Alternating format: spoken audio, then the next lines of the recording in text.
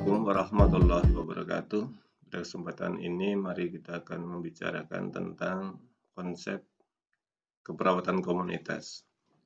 Diawali dengan paradigma pembangunan kesehatan, bahwa setelah Indonesia merdeka berdasarkan cita-cita luhur kemerdekaan Indonesia, di antaranya adalah meningkatkan kesejahteraan masyarakat melalui pembangunan kesehatan. Pembangunan kesehatan yang bertujuan adalah meningkatkan kemakmuran seluruh masyarakat Indonesia, salah satunya adalah pembangunan di bidang kesehatan.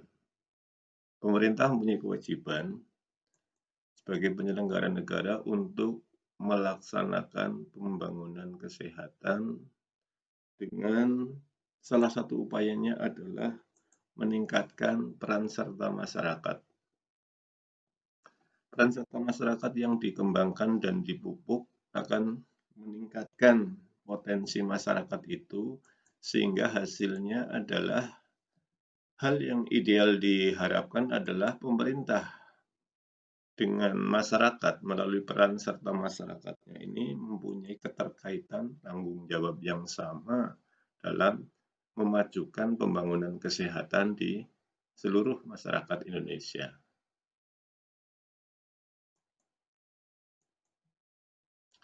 Pembangunan kesehatan ada dua hal yang utama.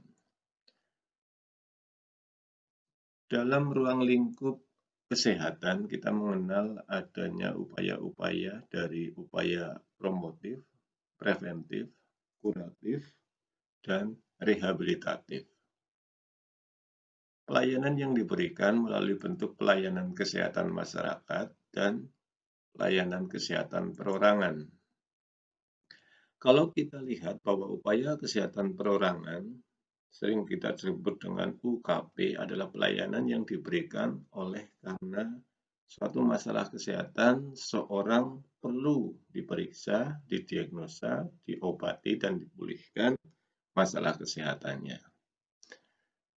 Yang tidak kalah penting adalah kegiatan di luar rumah sakit atau kita sebut dengan upaya kesehatan masyarakat.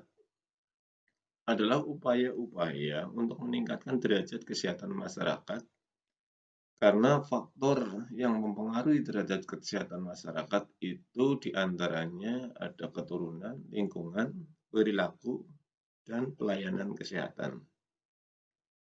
Dan kalau kita lihat perbandingan jumlah kemampuan dan kapasitas dalam memberikan keperawatan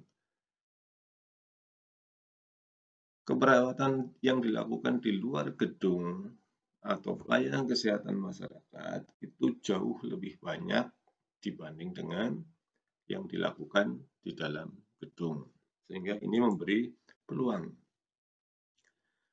agar perawat komunitas bisa melakukan secara profesional melalui bentuk-bentuk pelayanan upaya kesehatan masyarakat dan bisa juga dilakukan dengan praktek mandiri keperawatan. Strategi perawat komunitas dalam mengakses pasien yang pertama adalah dengan case approach atau pendekatan individu melalui pendekatan kasus.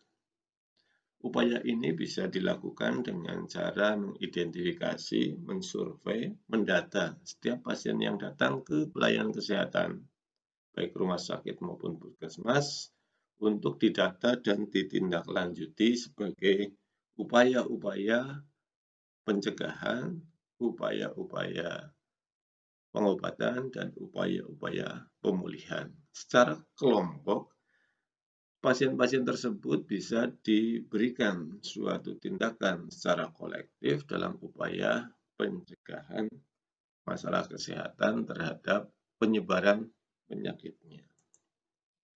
Yang kedua adalah pendekatan keluarga.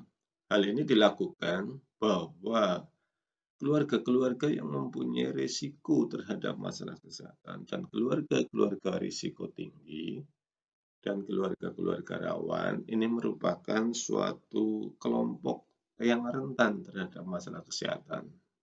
Maka hal ini perlu dilakukan suatu prioritas di dalam melakukan pelayanan kesehatan. Yang ketiga adalah pendekatan kelompok khusus. Kelompok khusus yang ada di masyarakat berkaitan dengan masalah kesehatan bisa kita lihat berbagai kelompok, di antaranya misalnya berdasarkan tumbuh kembangnya. Masyarakat bisa dikelompokkan menjadi contohnya ibu hamil, bayi, balita, anak sekolah, anak remaja, dan lain sebagainya. Bahkan yang mungkin sering kita lihat adalah kelompok lansia atau bahkan penyakit khusus tertentu karena ada juga beberapa kelompok misalnya paguyuban penderita penyakit kanker, paguyuban penderita penyakit diabetes mellitus dan lain sebagainya. Serta yang terakhir adalah pendekatan community. Pendekatan komunitas ini meliputi prioritas terhadap daerah-daerah rawan masalah. Mungkin karena status sosial ekonominya, status geografi, ataupun kondisi-kondisi yang memang mengakibatkan suatu wilayah rentan terhadap masalah kesehatan.